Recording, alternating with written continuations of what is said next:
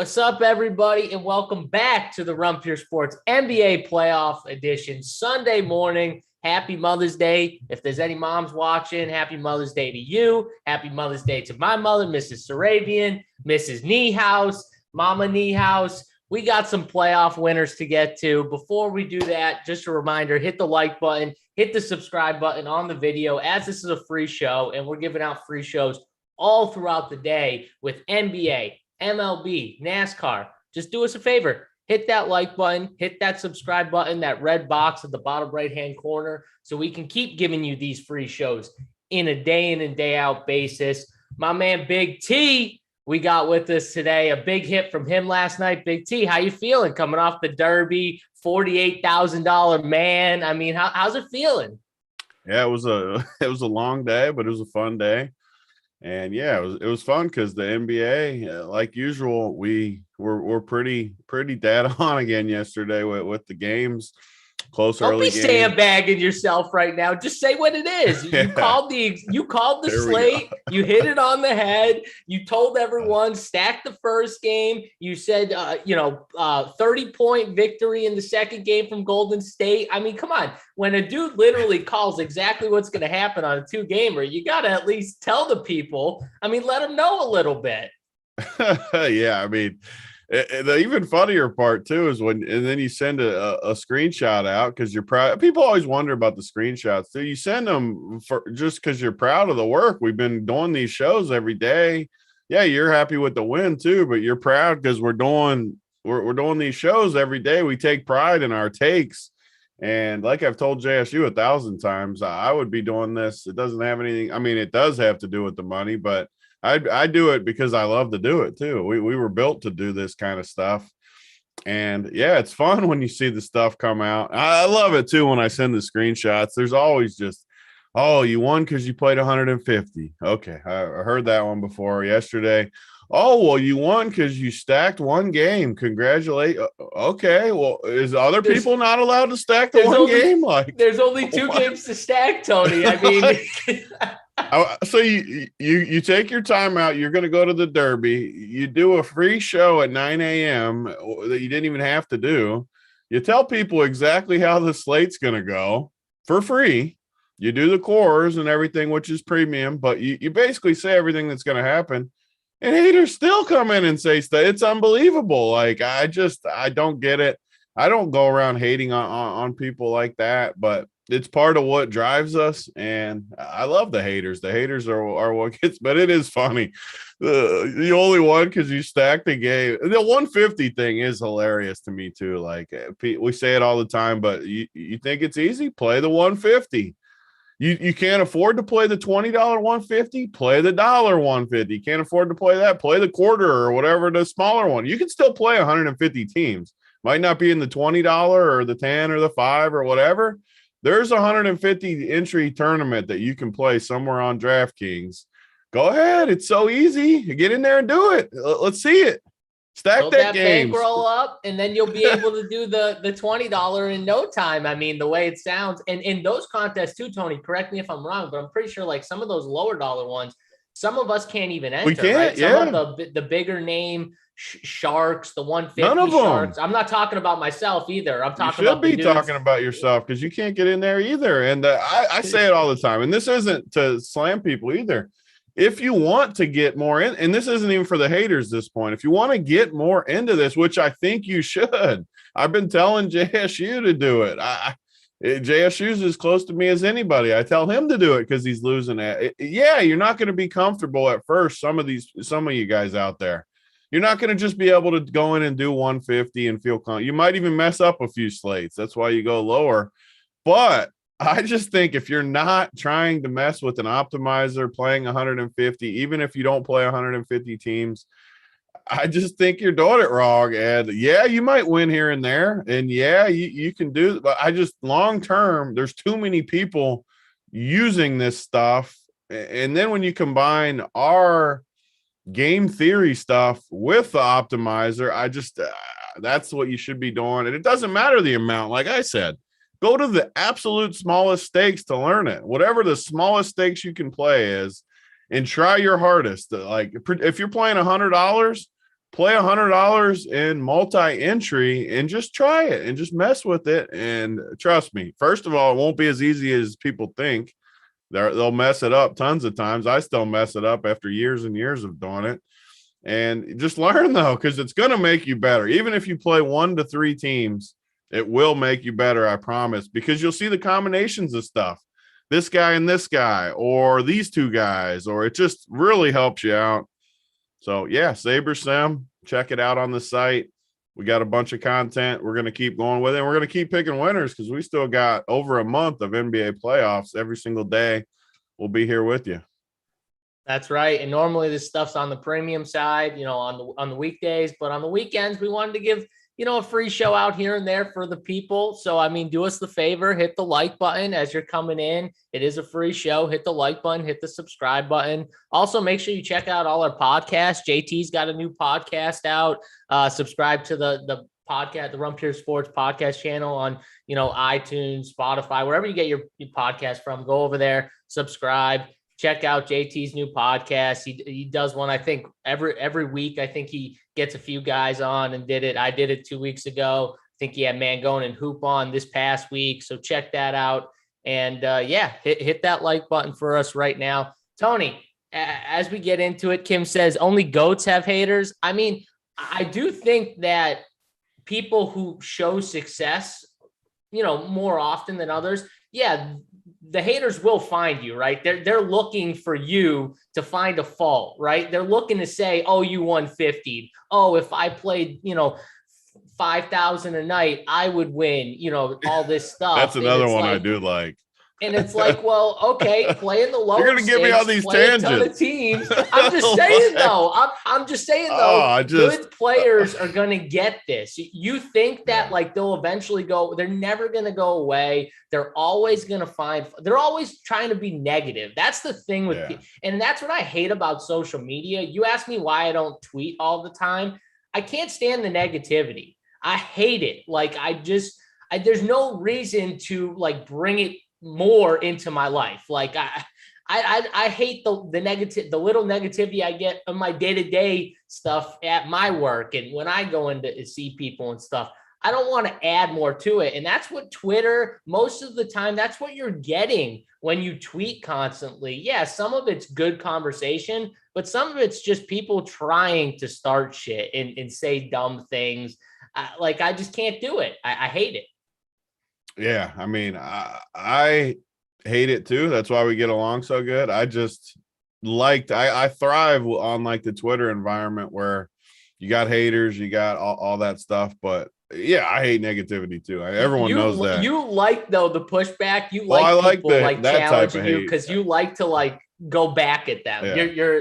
You're a fan of that stuff. So because they just don't have a response. They're arguing with you and they don't have anything they could even say. But the funny thing is, I forgot about that point you brought up. I do love that the people that say, "Oh, well, I don't have the bankroll to do." I've heard. Thousands upon thousands of people. That's their excuse to me when they say it. I don't have the bankroll to do it. We just always had the bankroll. Play lower, try to get better. The bankroll is the worst excuse you can make. If you can't beat the low stakes, I can promise you, you're not beating the 150 high stakes. I can promise you. So bankroll, never make that excuse ever, ever, ever, ever. A bankroll excuse is literally awful because you can play for $5 a night, but be getting better and grinding. Yeah, you might not have a 100K hit to prove it, but you can be getting better and improving your game to when you hit something, then you can propel it upward. First of all, don't make any excuses. Just try to get better. What's the same thing if you play $3,000 and win 100K? Well, if you play $5 and win 3,000, it's if you play $5 and win $300, that's huge, massive. Bankroll is the dumbest excuse ever. It's just stupid. It's a horrible excuse. And I hear it constantly, even from people close to me, sometimes more from people close to me. Oh, Big T, he only wins because he hit the millie. Well, what about the 7 years before the millie when I was grinding? Don't get me wrong. The millie makes things easier, but I'm the same as I was. I'm still grinding all the slates. I'm still playing exactly. Nothing's changed except for maybe the fear of going broke or something. But even when I was before that, we did shows at Run Pure where it was like, okay, when you hit a downswing, which is still the truth, play lower, play one team instead of three, play 20 teams instead of 150. Like we could do, like we always say, we could talk about this stuff for literally a 4 we need hour to make segment. a pod because like when we started really talking and getting close, I remember that point in time in your life because it was a different point in time. You weren't on the massive heater. Yeah. And, you were in a downswing. I was like doing the same stuff. You can tell them because we were talking. Like, I know. I literally could tell you, like, and it doesn't feel great when you're on a downswing. Everything feels like it's against you, right? Like you sometimes it is. You're just getting a lot of bad breaks against you. Yeah. But at the same time, you don't stop doing what you've done. And that's the thing with like the haters and the people close to you. What they don't realize is like you do this every day. So like every single day. So they want to point out the one time when you banked the milli or when I hit for like, 250K. But what about every other day that I'm still sitting here grinding it out? The days after, the days before. You're grinding all day and losing. And it happens. What about those days? It happens. That's you work all day and you got nothing to show for it. I think that's why the screenshots are so good, in my opinion, because I think it shows how real we actually are with our takes. Like when we can go on a show, give actual takes, tell you how it's going to be, and then you have winners to prove it.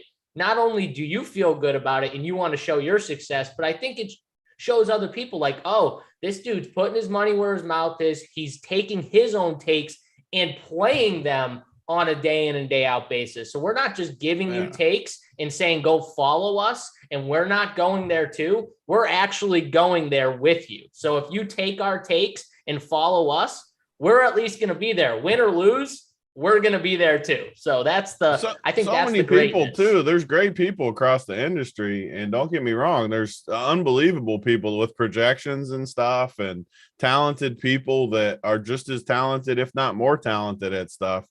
But I promise you, no other site is going to be out here doing shows 7 days a week like we are for the NBA playoffs and backing all our takes. You can look at our teams afterwards. We're putting our cores up. We're putting our plays up. We're telling you what we're going to do, and then we go do it. And there's no other site that's doing that, at least 7 days a week. There might be guys that go on a few days a week, but not like we are where we're going on 7 days a week doing it. Speaking of core plays, this is a good segue into, if you guys aren't a member at Run Pure Sports, want to become a member, we've got all the premium content over at Run Pure Sports with every sport from MMA, NASCAR, NBA, MLB. We got core plays where, all of our, analysts are giving their top, 4 or 5 plays, whatever the sport may be. If it's golf, it's 3, NBA 5 or 6, depending on the site. And we're giving you our favorite plays. Then we got a playbook breaking down every game or every, range of golfer in the price range and telling you why we like said golfer. And we have a fades list. So we have all this different type of content, plus our premium shows, our premium Discord, which you get when you subscribe to Run Pure Sports. And then obviously Tony brought up SaberSim, which is an add-on. If you guys want to add an optimizer, we got the optimizer add-on, the best in the business. SaberSim, they do a great job. Check them out, especially if you're trying to dabble in the 150. But even if not, like Tony said, you're playing 3 teams, 20 teams, and you want to just use it just to kind of, see what they're giving you, see what other people are using or getting when they're using the optimizer. You can use that as well, just as another tool to help you. So check that all out over at Run Pure Sports.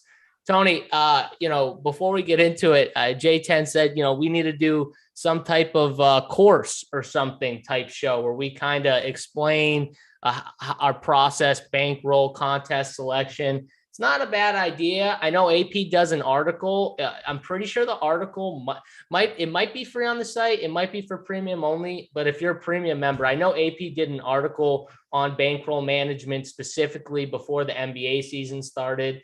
But hey, Tony, maybe it's something we got to look at once NBA season dies down and we got a little more time before football. Maybe we do some type of, bankroll contest selection process type show where we kind of break things down. I don't know. Not a bad idea, maybe. Yeah, definitely. After basketball, we're going to have a little bit just because our baseball team's been crushing. We'll do some baseball for sure, but we'll have time to do some of that stuff. And I want to do some SaberSim videos showing how to work that kind of stuff, bankroll stuff. Definitely. We got one more month or so right in that range of NBA. Yep. After that, we'll crank out a bunch of stuff for you guys before football. Love it. Yeah, we'll make sure we get some of that stuff done. All right, Tony, enough of this. Let's get into today's slate. We talked enough about yesterday's. Unless you have any takes on the game, the Ja Morant injury, if you want to talk about it real quick. I mean, did look like Jordan Poole kind of reached in. I saw some bad takes in our Discord about, people, being happy when Gary Payton broke his elbow or whatever. And now people always take stuff too Those far, people are happy that Ja Morant got hurt. It's like, why are you happy anyone got injured? You should never be happy when anyone gets injured. I don't care if you played them, you faded them. It doesn't matter to me. You should never root on injury. I hate that. Yeah, I mean, and people always take it too far and stuff. Just, like Golden, just to talk from pure NBA, like Golden State watched their dude get tackled midair, which was a dirty play. The dude got suspended. So naturally, they're going to go home. This was one of the reasons that we thought they'd win by a bunch yesterday, and they did. They're going to be ticky-tackier. They're going to put their knees out when guys are going by. Yeah, is it dirty? Yeah, it's dirty, but it's also playoff basketball, and it's what's going to happen when it's what should happen. I'm not encouraging injuring someone at all, but just nudging someone when they go through, like JSU on the slab, you nudge them, you let them know you're there, you knee them a little bit. I mean, yeah, is it dirty? Absolutely, it's dirty. When you're 5'5", you got no choice, man. You got to let them know somehow. And you should. That's playoff basketball. And yeah, it's unfortunate that he got hurt. Absolutely. No one's saying that it's not, or at least they shouldn't be. But it's playoff basketball, especially when the previous game, their dude got tackled midair in the first quarter, which is even dumber when we talk about it. It just shouldn't happen. So, yeah, it's unfortunate, but part of the playoff basketball. And we've been talking about since the beginning of the playoffs. You got to avoid injuries. It's the biggest thing, right? Avoiding the injury bug is the biggest thing. I mean, staying healthy. And listen, if Ja Morant can't go, it's over. Like, if he can't go, it's over anyways. But it's over anyways. Yeah, you're right. Golden State was winning the series, so it doesn't matter that much. But man, it stinks to have like the best player on the team that was already the underdog. Who'd been crushing. I mean, he was smashing Golden State. All 3 games, he was smashing them. We said, can the shooting continue? And it continued even last game. I mean, he was good last game. They got pounded, obviously, but he was still good. Like, that's the wild thing. Yeah, imagine if he wasn't good, what would have happened? Just look at the roster. I mean, they would have lost by 50, maybe, Tony. Yeah. Like, honestly, would have lost by 50. They just don't have anyone. They're not ready. And Bane's hurt. I'm not a big, huge Bane guy to begin with, as everyone saw last series when I was getting killed by him. The dude just kept crushing me. I don't love him, but I really don't love him when he's injured out there playing. He can't move. So the roster is super limited. He saved us in the Minnesota series, so I love him. He saved me. He was good in that series, absolutely. A bad L, so he definitely saved it because Ja was not good. That was the other thing. Like, Ja was not very good in that series, and he was the key for sure to that series. So. Yeah, I mean, the Gary Payton thing too, like the dude mid-air got whacked in the head. Like, so definitely when he went to brace, he probably didn't even realize he was putting his arm. That's the thing. When you're that high, wasn't the score 0-0 or close to it too? Oh, it was the beginning of the game. They say that doesn't make a difference, but it should. Like, if the game's on the line and it's fourth quarter, I could see going up and making an aggressive play on a fast break. But first quarter, what are you doing? That's just a dirty play. Yeah. And all because you didn't want him to fin. I mean, he was finishing that unless you actually tried to hurt him. That's how we knew it was like, that's why it was flagrant enough. You can't physically block him without hitting him with your body. Unless you're literally LeBron James chasing someone down, the most athletic dude ever. that's the thing, though. LeBron, he would let him go ahead of him instead of coming on the side. He'd stay behind him to whack that ball because he knows that he's like one of the only dudes that can do that every night. But yeah, let's move on from the injury talk. Hopefully, Ja can be okay at least for the series. Hopefully, he's not out, but we'll see on that. Let's talk about today's games. Starting off Dallas Phoenix. So we get this game first on the slate. This is a 3:30 game, Tony, and then the night game is the Miami Philly game at 8. So we'll start off with the Phoenix Dallas side. Last slate, I felt like last slate we had really good breakdowns of how the games were going to go for this exact slate. We didn't have like any big shippers, but we were right there. I felt like we might have been just a tad off on some stuff, but for the big parts, we got right. We had the Dallas mid-tier pieces. The Phoenix side, I thought we got pretty dead on with Jay Crowder, who is like a big part of that. And then, fading a lot of the Philly studs, outside of Tyrese Maxey, who was on the winner. Everyone else wasn't. They all had, subpar bad games. And Jimmy Butler was the only dude for Miami who you needed, I guess, outside of maybe like, you didn't need PJ Tucker, but like he was decent. I guess there was a couple decent guys, but that was about it. So what are we doing here with this slate today? We're going back to Phoenix, Dallas. Is it a mid-tier with Jalen Brunson, Reggie Bullock, DFS? How are we approaching this slate? Yeah, I mean, we've said it from the beginning of these series, and really not that much has changed. Maybe a few role pieces that we feel stronger about, but man, this slate looks a lot like the one we just had 2 days ago when these same series were going, because the prices are basically the same or similar.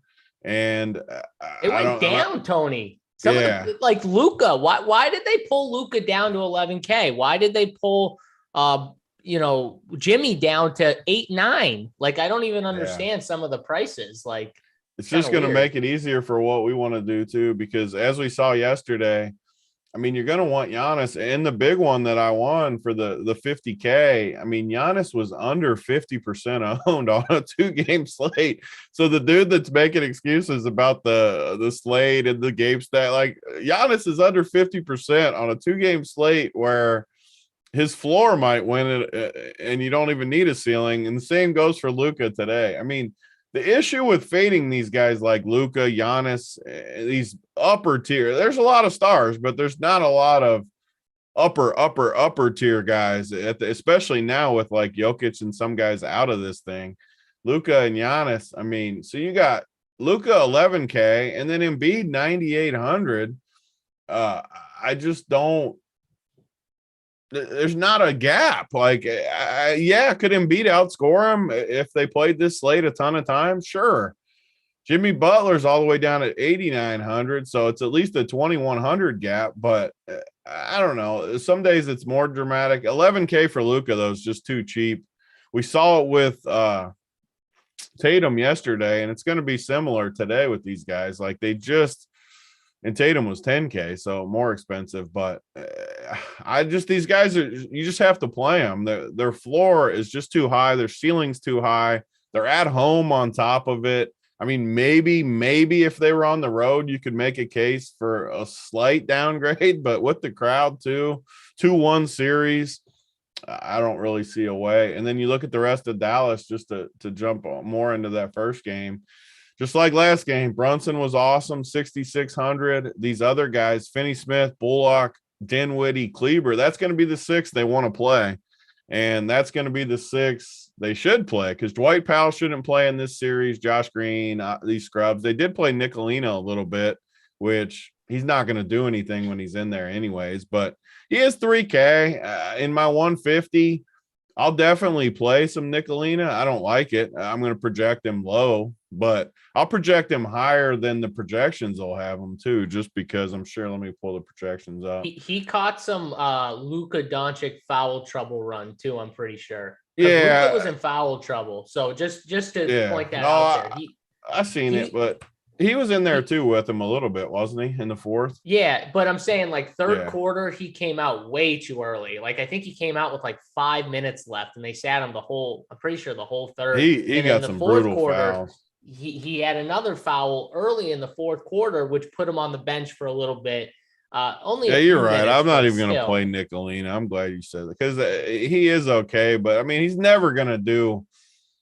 No. Outside of a blowout, like if you're stacking the late game, you could play a guy like him. But you're right. The 6 dudes you said, like they're gonna play 6 dudes. You're right on that. Dwight Powell can't play many minutes anymore either. That's the even though they won last game, they can't play Dwight Powell.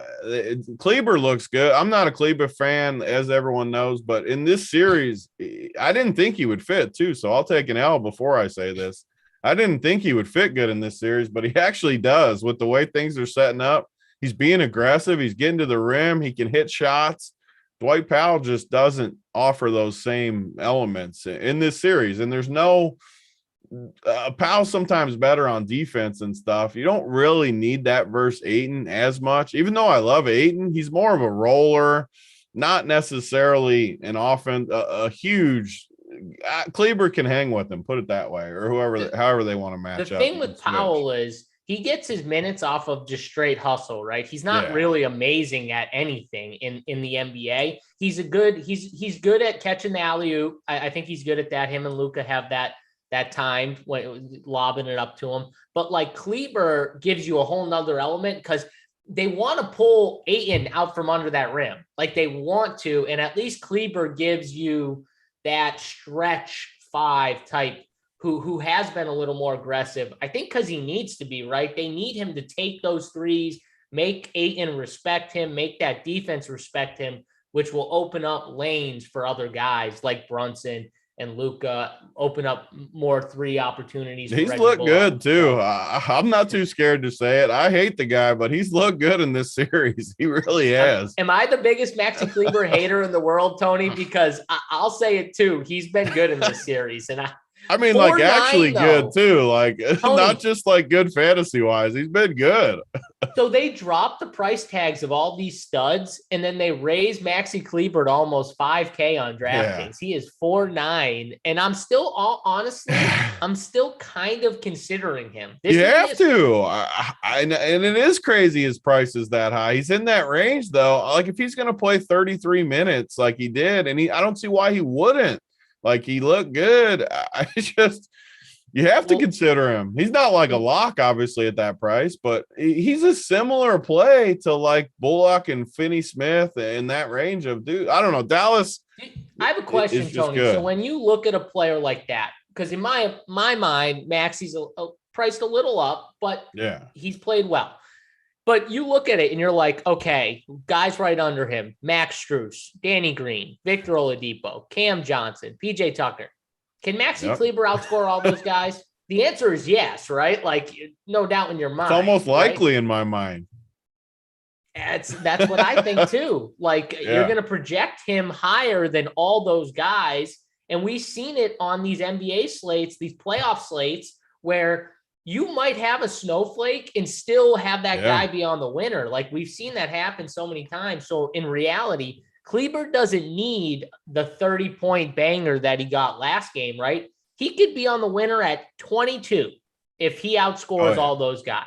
So that's where you look at it and you're like, okay, I'm not crazy for playing Maxi Kleber, right? Even at 4.9 on this slate, he's looked good in this series. He's getting the run because he clearly needs to be in there over Powell for majority of the game. So, even I will play Maxi Kleber today in this spot. You said it best, though. Those dudes, on these 2 gamers, I don't think people do this enough. Like, and we always talk about this on the shows.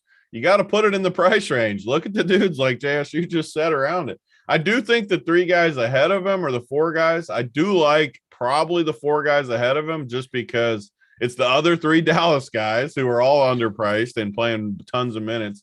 DFS, Bullock, Dinwiddie, and Crowder. I probably like them all more, but sometimes you don't have the 2, 3, 4, 500 on your team. I do like Kleber more than everybody JSU named below him. So Yeah, it sounds easy because it's based on price, but still, it matters, and projections matter when you do this kind of stuff. So, yeah, I couldn't agree more. And Dallas just has to be. I do agree with Brian in the chat, though, too. Only way he doesn't play 30 is actually has nothing to do with Powell to me. It's if Bertans comes in and gets hot. Bertans probably won't, but if Bertans comes in and hits threes, like they're giving him a chance. They're giving him a little bit of poke. If he gets hot or something, I could see him playing. Oh, so if I needed that savings, I wouldn't be scared to use Bertans as a flyer more than Nicolina, as I originally said before JSU talked some sense into me. So again, though, because they're with going to play those Bertans, wings no matter what. Like Luka Brunson, Finney, Bullock, even Dinwiddie, they're all a lock to play a ton of minutes. 5 guys. So you only got the one spot. Kleba, Powell, Bertans, Nicolina, Josh Green. One spot from those guys. I think you just lean on Kleba or Bertans. There's just one outlier with that game where he played like 19 minutes. Finney Smith played 20 because of foul trouble. Yeah. Like, so that's the only thing. Like, you might be right. Maybe he gets the run over Kleber if he's banging those threes. Yeah. But no, it's a flyer. I'm saying it's still like, I think you need a foul trouble situation to occur with a Finney Smith or a Reggie Bullock or something like that for him to definitely get that extended run where he could just play 7 minutes. That's the he probably the will play 7 too, for sure. Yeah. But hey, listen, if he goes out there, bangs a few threes early, I mean, and he's a 3,100 dude. Like we talk about it every day, every day. Like you just don't need much. If you want to play Jimmy and Luka and whoever else at the top, maybe Bertans or somebody gets you there. So I don't. These 3K guys, I'm okay rolling the dice. And yeah, JSU's 100% right. He's probably going to play 5 minutes and get you 2 fantasy points or 1, but the one game where you get foul trouble or he gets hot and he gets 23, that's when you get all the way to the top and everyone's like, man, that team is so obvious if you just played Bertans, but then it's too late because you got to take a chance before people think about it. Yeah, and Dallas is the easiest team to predict too, right? Like we know exactly what they're going to do with their rotation. I think that's why we like them. I think that's why we like them in these 2-game slates because we can at least predict pretty much what they're going to do with their rotation, who's getting the minutes if they're not in foul trouble, who would get the minutes if certain guys are in foul trouble, right? We can predict all of that. Where Miami, Philly. Yeah, good luck with Miami. Miami's got a ton of dudes too. They're deep. I think they also Dwayne Dedmon popped up questionable. I think he's like the only questionable guy. Miami did they finally not rule 18 dudes questionable? Did they finally? No, they're all questionable. I think they're all just like, every game.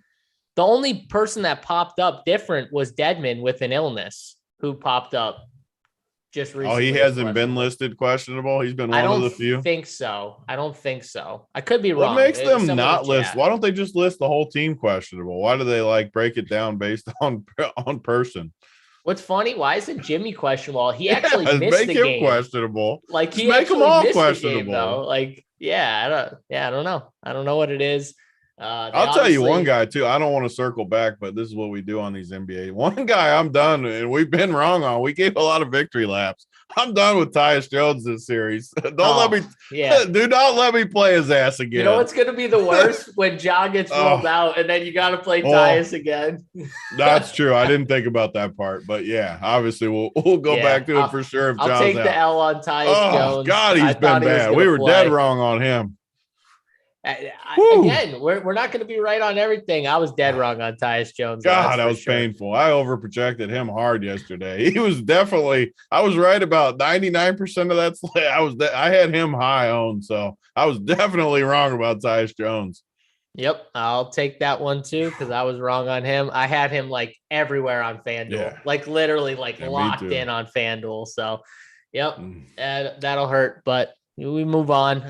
Victor Oladipo was the guy we were high on. We move on to the next game, Tony. I think, unless you have anything else to say on like the Phoenix studs, because I think the Phoenix game is just cut and dry for the most part. I am one guy I am lower on too that I did want to make an adjustment. I've been really high on Ayton. I just don't think this is a great series for him. I think he could get you like a floor game, almost like Tobias has been, where I think you don't take him out of your player pool for sure, But like you look at the projections, like we got Ayton at like 35 at 7,300. There's nothing wrong with that, but I'm just going to project Ayton for like 33. And if he hits my build, so be it. But I'm not expecting Ayton to, like, who else is in that 7,300 range? Just to talk about it, like Bam. I Tobias, definitely like Bam. Maxey. It's funny that Tobias is right there because I think Tobias and Ayton are very, very similar plays where I think they get you like low 30s, but you don't really want that for 75, 73, 7K. I'd rather play a guy like Brunson, even Maxey. I think Brunson and Maxey in that lower range definitely have more upside just with the way they play their roles.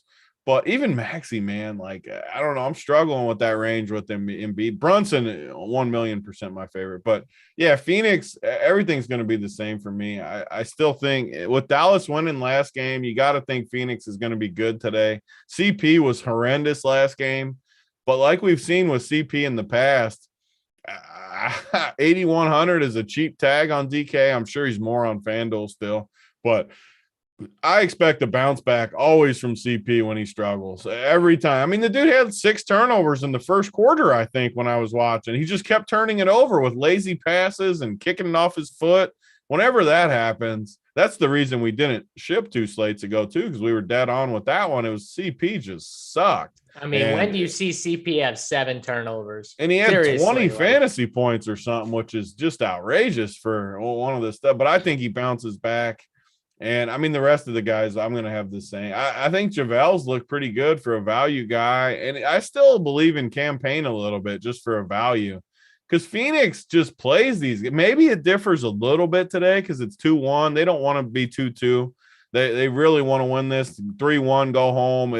No one's going to beat them twice at home and 3 in a row. So if they win today, they kind of know that series is polished up. So I expect Phoenix to be way better today.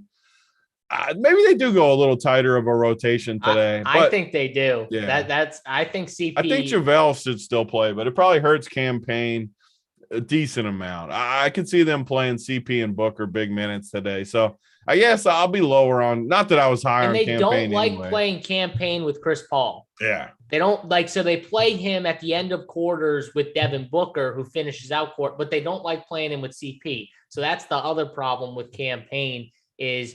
If we think Chris Paul, there's a tighter rotation, maybe he gets to like 40 minutes, that could hurt campaign's ending minute total. Also, if the game is tight all the way through, campaign's not going to get a little blowout run at the end. So I don't know. I think CP, though, is my favorite son. I think CP is going to be like more him aggressive. At 81, right? Like I think he just needs to be more aggressive scoring, Tony. You see it in some of the games, but like in some of these, I mean, 9 shots for Chris Paul. You can't take 9 shots in a playoff game. Like, no, that just can't happen. 37 minutes and 9 shots on the floor. And he was 5 for 9 and 2 for 4 from 3. It's not like he missed all 9 or was 1 for 9. Like, you got to be more aggressive. No way those coaches aren't telling him, all right, CP, like if we get in a little funk scoring, you got to just take over a little bit. You can't just defer. Who would have thought Devin dude's Booker. got 9 shots and 7 turnovers? It's probably not a good sign for Dallas, actually. I mean, 9 shots, 7 turnovers, and they won, but it wasn't like it was a landslide victory or something. And Jalen Brunson went 10 for 21 and scored 28 points. Like, if you get that type of production from Jalen Brunson, that's a good sign for Dallas. But is he really going to do that again? Is he going to have another just monster? He might. Maybe he does. I don't know.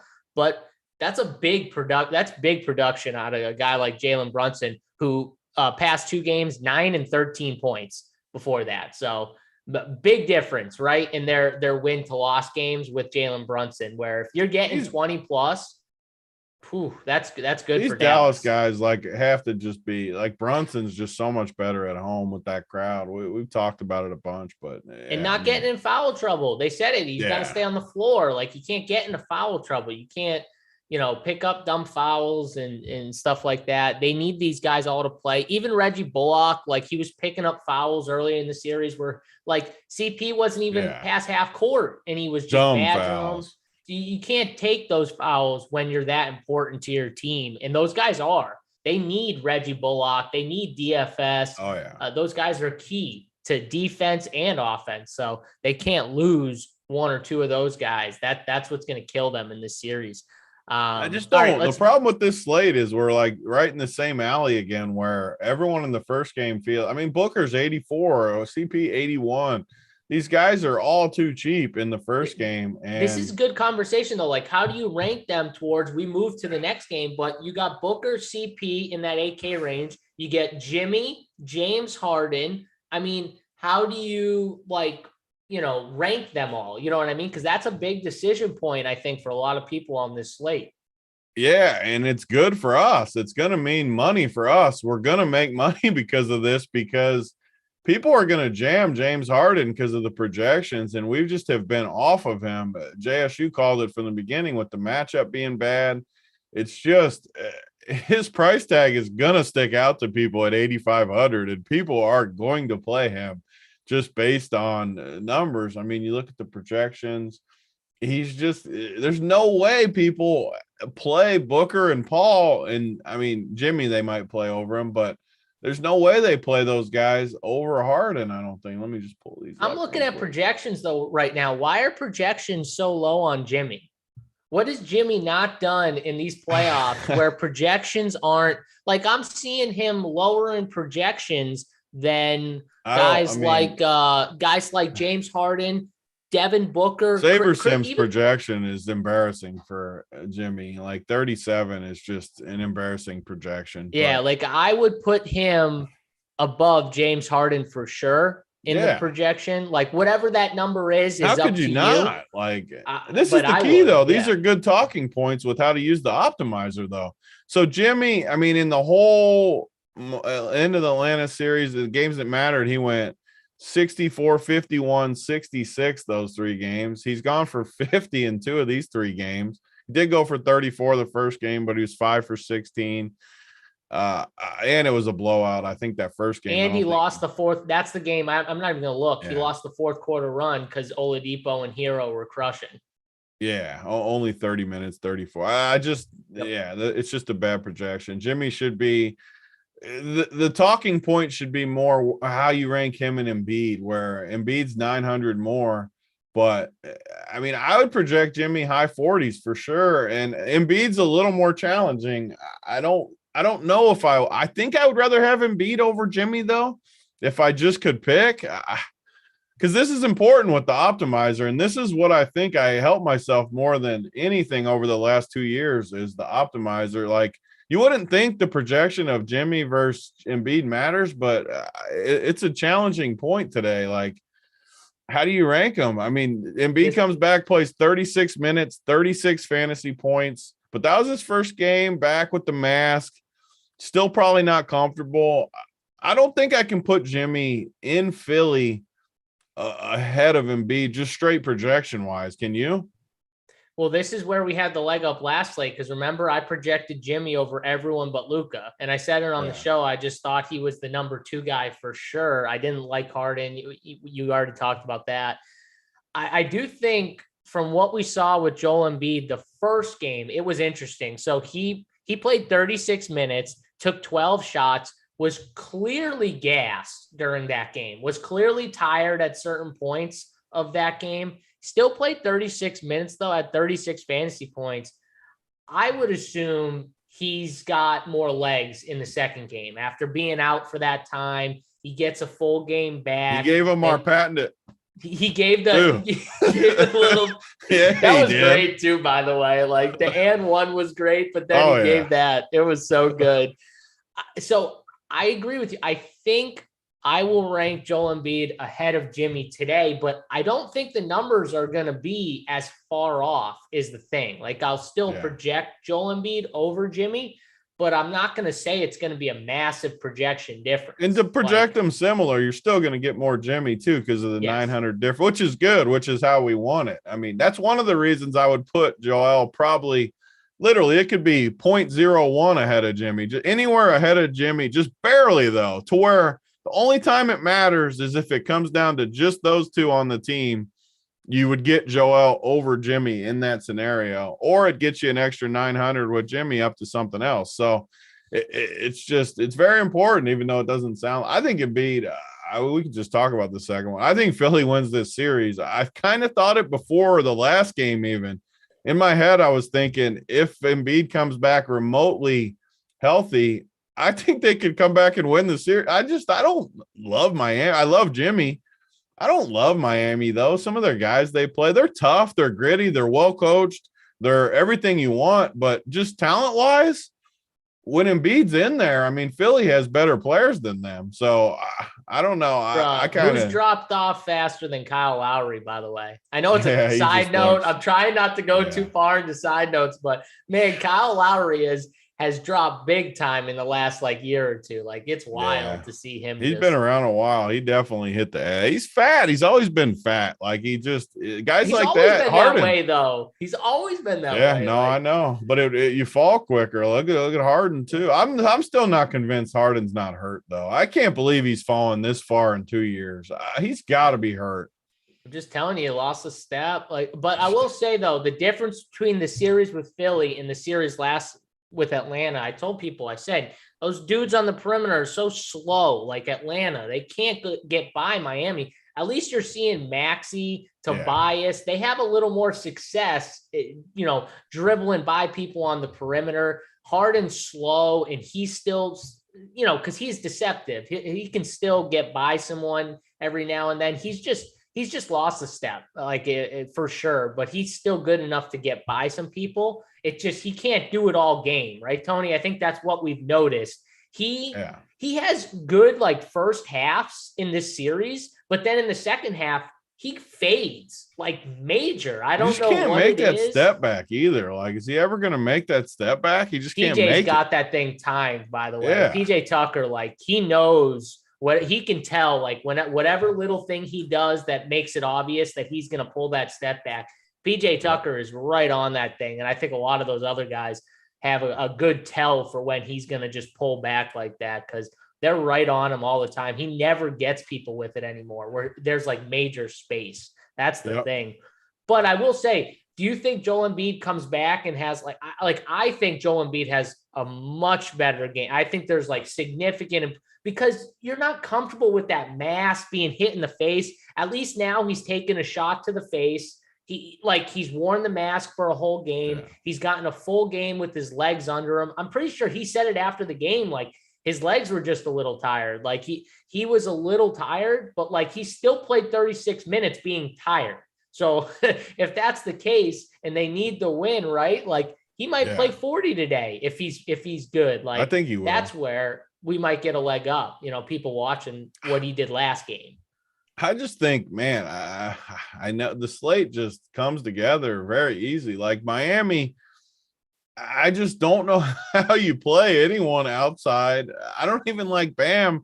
And so many of these guys are going to get ownership where these slates, I just think we're the best in NBA playoffs, because these guys are all going to get ownerships. Lowry, 5,600. Is going to get some ownership. And it's even if he's 20% owned, 15, 20%, how the hell are you playing Kyle Lowry? The dude is injured, a little dusty. You're playing him over those Dallas guys in that 5K. Get out of here. There's no way. Strus at 46 on the road.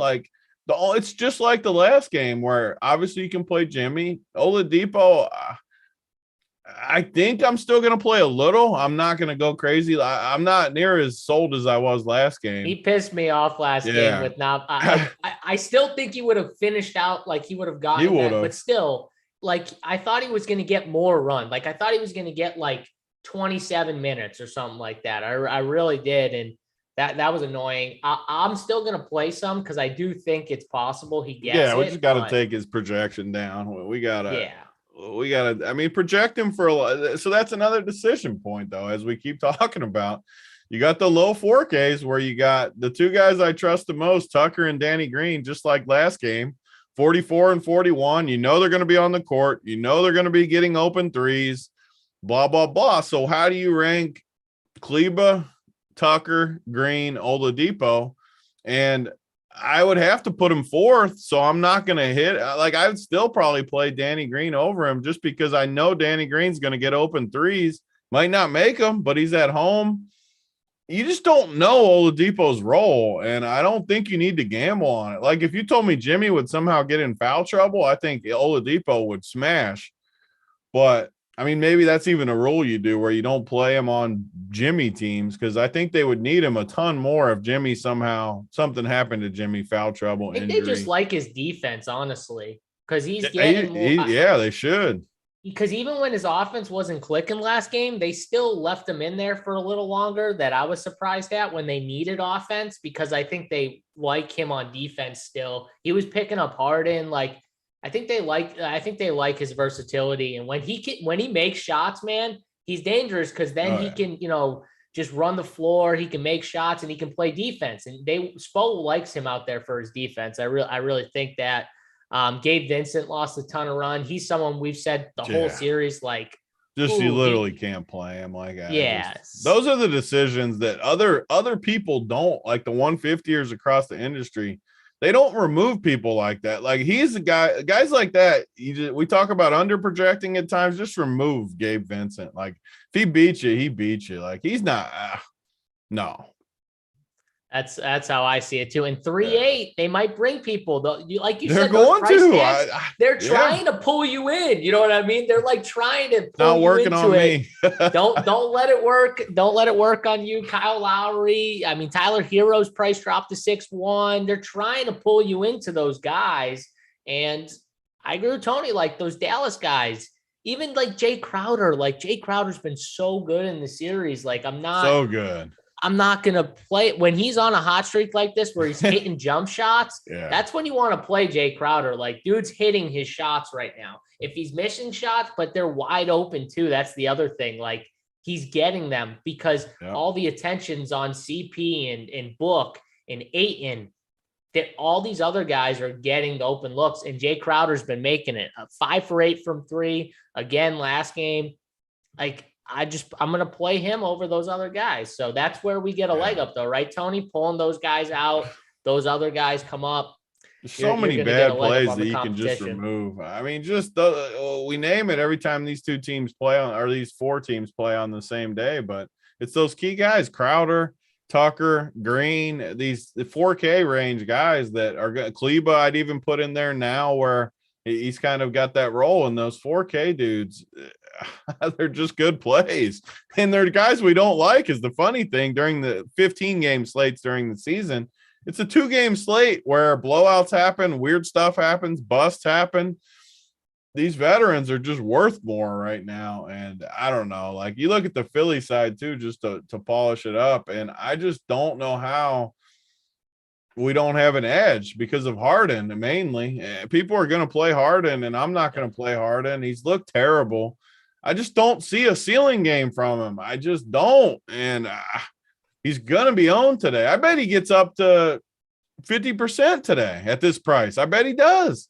And that's absurd. That's the edge to me. Just not playing him. I'm not going to play him. It was like the first game when he was 60-something%. Everyone, I think it goes back to that. His price tag sticks out. Like 8,500 looks cheap. Yeah, I'm gonna project Jimmy CP ahead of him. I'm just gonna I'm just taking his ass out. He's coming out. Oh no, I'm taking him out too. I'm just saying, like, projection wise, whatever they have Harden at, and I'm Booker, gonna project Booker ahead those of him guys. too. Yeah, and Book, I'm gonna project all those guys ahead of whatever Harden's projection was. But yeah, I'm pulling his ass out. I'm not playing James. When you hit on a guy and you haven't played him all series, it's like, it feels like you might have a free roll if you wanted to take a shot, but not if he's going to be popular on top of it. Today is definitely not the day. No. I like the Joel Embiid because Miami's defense is so good. Someone in the chat was saying this, like, this is a serious, like, defense, and I agree with that. Joel Embiid's, though, like, one of the few players in the league where it don't friggin' matter. Like, if Joel Embiid can dominate any defense at any time, he can handle a double team. He's not like friggin', Rudy Gobert or some of these other guys that can't pass out of double teams and stuff. Like, he can dominate no matter how the game goes. So he's like one of the few guys, Jokic, him, Luka. Like, I don't worry about the defense as much. Look at Luka with Phoenix. I mean, Phoenix is one of the better defensive teams, and he's still putting out big games here and there. Like, it's just how it goes in the playoffs. You lean on the studs. Joel Embiid's a similar type guy. You lean on him. The only thing I worried about last game was, with the mask and him getting his legs back, first game back in a few days, like, it just felt like, it's not the first game back is not the time to go play him. But now everyone's seen a sample of him, Tony. What do you think his ownership's going to be? Because they saw the sample of, like, he looked okay, but he didn't put up no monster game. So does that deter people? Or do they say it like me? Like, oh, he's going to get better? Yeah, I think it's a little in between for sure. I think he's got to get at least some ownership just because people saw him. There's not really that many places to go at the top. I mean, Luka, like we saw yesterday with Giannis, is going to be like 50%. So if half the people fade, maybe even more. I mean, Luka could theoretically be even lower with Harden being cheap and Jimmy being somewhat cheap at under 9, CP Booker. Yeah. I think we might get Luka actually like 30% today, which is absurd because these other guys are so cheap, which actually helps Embiid too. So the nice part about what we like, I don't know, it kind of hurts Jimmy a little bit too, because if we jam Luka and Joel, I don't know, they just have to be lower owned. So I do like that, but I like CP as well. So you got to fade some of these guys, what we do. So for me, I think it would be Harden and for sure Bam. I said I don't like Ayton that much. So I don't need Booker even. I'll have Booker in my player pool. Like we always talk about, Booker or CP, one of the two. So I just threw, just wanted to see, I just threw 3 8K guys, Harden, Butler, and Booker Chris Paul in the lineup. 4,900 for the remaining spots. This might be a route that people go where they do like the 3 8K players. They play one of the 2 Phoenix studs with Butler and Harden, and then they build out from there in that 4,900 range where you can still play some of this mid-tier guys that went off last game. Like maybe you play one of Bullock or DFS, and then maybe you play one of, Crowder or Bridges.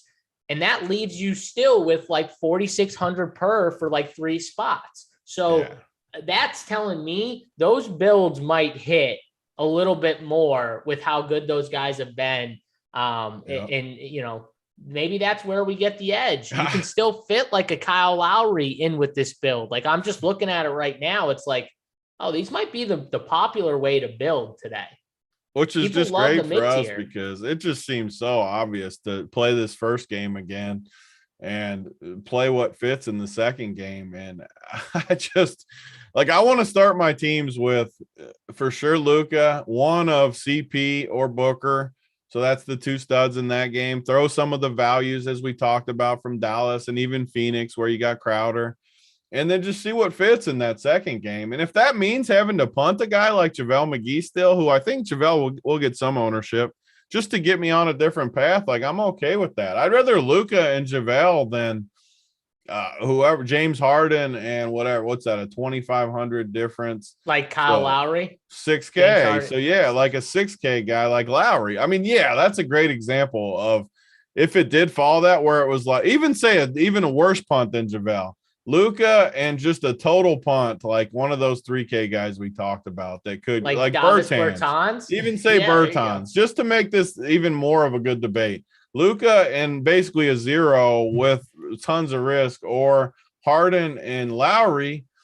I just always lean the Luka side. And you look at the projections. This is where Mangone always like, oh, you're giving up 10 points of projection. I get it. I do. I just, that's how I like to build. And when Luka gets 75 and Harden gets 40, you're in a lot of trouble with that mid-range build. I'll tell you right now. I don't care what the projections say, because the projections are going to give Bertans a 4. They're going to give Luka a 60. So that's it's not 64. even going to be in people's range to even take, because we talk about this all the time. They're going to have to up him to get him in the pool. You know what I mean? Like where people won't even do it. They won't even like click him back in the pool and project him enough where you can even have that type of combo in play. And that's where you can also get a leg up. Look at some of those guys that are not projected and have a take. And if the take is, you know, DFS gets into foul trouble again and Bertans picks up 10 more minutes, well, fine. It only matters that they can do it with the 3K guys, that they can. It doesn't mean they will. They probably won't, is the key. And the take isn't like, oh, Ish Wainwright can play if 3 dudes get hurt. Like, you know, that's not the take, right? We're not saying like 2 dudes have to get hurt for a guy to play. Yeah, you don't need that much to happen for sure. Yes, exactly. But do that, you know what I mean? Like think about it that way. And yeah, for sure you'll get there. So I know we got the baseball show coming up. If you guys are looking for baseball winners, we got that show coming up. It's supposed to be at 11. We ran a little over. Sorry guys that are watching, but we'll get you the baseball winners. Tony, before we give our winners and get out of here, I just wanted to make sure I dropped the underdog. We got our early underdog NFL best ball, $10 million best ball mania contest out already. Promo code, if you guys want to use it, Run Pure, to new signups, get you $100 deposit match bonus with your first deposit. So if you guys like underdog, you like best balls, they just dropped that $10 million big best ball tournament. We've got some content. I know Simon and Snyder were doing some videos on it. I know they dropped another one, I think this past week. So if you guys want to check those out, or just go in there and use the promo code and get your $100 deposit match for your first deposit, use code RUNPURE and go check those guys out over at Underdog. All right. So before we give the winners and get out of here, Tony, special shout out for Mother's Day. We got to mention her because she's the RPS mom, Amber Niehaus. Special shout out to you, Tony. What are you doing for Mother's Day with Amber Niehaus, your lovely wife? What are the kids doing? Did the kids make anything special? Are you taking her out for a dinner? What's on tap? Yeah, whatever she wants, wherever she wants to eat.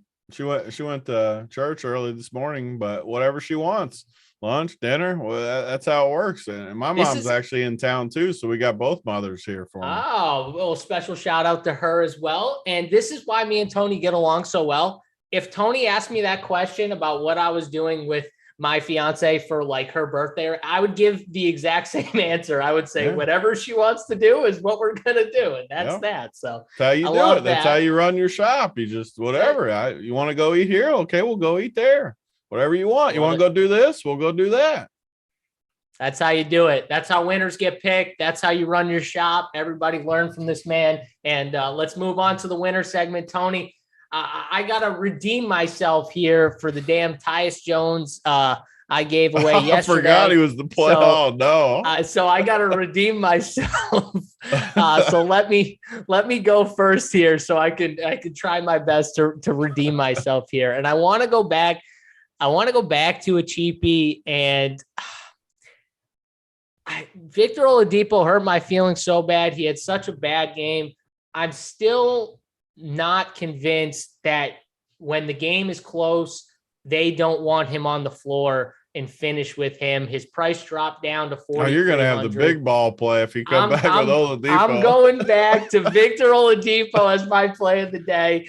I just need to give someone different. I'm not going to say. I do think, though, that CP3, if we're just talking about, I think CP3 is the best Phoenix player today. So, like, out of all the Phoenix guys, I think CP3 is the one that outscores everyone, Ayton, Booker, the whole team. So if you want to go that route and you don't want to play the cheapie I'm giving you, then you can go that route too. But I'm going back to Victor Oladipo. He hurt my feelings once. He let me down. I think also, though, Tony, I'm hoping we get the ownership we thought we were going to get on the last slate. I'm hoping we get that low ownership on this slate after what everyone saw last slate. So that's another thing I'm hoping for. 19% was not happy with that.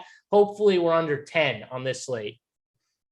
Yeah, I think it will be too. Maybe not under 10, but I think it'll be it'll be manageable somewhere around 10, which is perfect. I agree. 12, 15. Yeah. Yeah. I mean, anywhere in right. there, though, it doesn't matter. 2-game slate. We're going to get tons of edges in other spots. I mean, play of the day is a little, I'm trying to find something creative because, like you said, CP3, we talked tough, about man. the guys at the top. I want to find someone like with some upside that I can actually give that's not like a 3K guy that might not play. Actually, I'll go with my boy Tyrese Maxey, 6,700. I didn't love him last game, but I think he was even slightly more expensive last game. Maybe he was 7K he was, or whatever. Yeah. I wasn't much more, but I just think I know he gives you upside. I'm fading Harden for sure. So if I'm fading Harden, I just think you need something in there. Like of those studs from Philly, like I think Philly plays good today. I think they win. And if they're going to do that, if I don't have Embiid on a team, I probably need Maxey. I just think he's got upside. And for my play of the day, I want that. So give me Tyrese Maxey 50 ball today. I love it. At least he's got speed. He can get by dudes on the perimeter. Even good defenders, he can still get by them. He's got swag. He can get space for his jumper too. I think we've seen that like in this series at least. He can at least get those shots off. Get to the rim if he needs to. So I like the Maxey call. I'm going to play some of him as well. All right, guys, baseball show, MLB. We got that coming up for you guys. So good luck today in all of your NBA contests. Good luck in MLB. Don't forget, we got NASCAR at 1 p.m. For me, JSU, Big T. Happy Mother's Day to all the moms out here. Simon, wrap us up.